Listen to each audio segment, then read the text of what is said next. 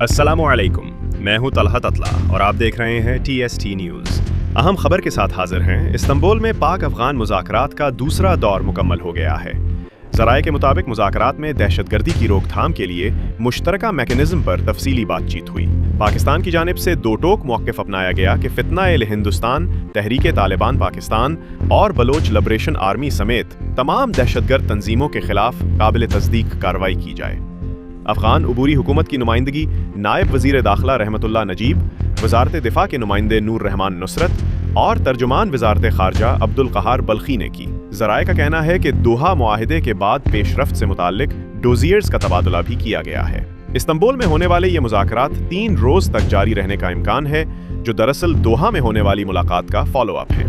याद रहे कि दोहा मुज़ाकरात में दोनों ममालिक के दरमियान जंगबंदी पर इत्तेफाक हुआ था, जिसके बाद से सरहदी इलाकों में फायरबंदी बरकरार है, ताहम तिजारत अभी तक बहाल नहीं हो सकी।